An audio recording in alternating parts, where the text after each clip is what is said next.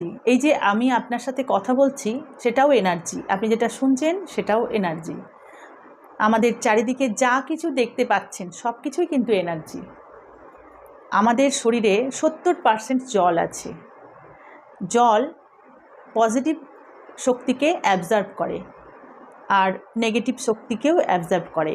আমরা যদি জলকে পজিটিভ কথা বলে খাই বা অ্যাফার্মেশন দিয়ে খাই তাহলে সেটা আমাদের পজিটিভ শক্তি তৈরি হবে, আর যদি জলের সামনে নেগেটিভ কথা বলি তাহলে নেগেটিভ শক্তি তৈরি হবে। আমরা যখন জল খাবো তখনই কিন্তু পজিটিভ অ্যাফার্মেশন দিয়ে খাবো।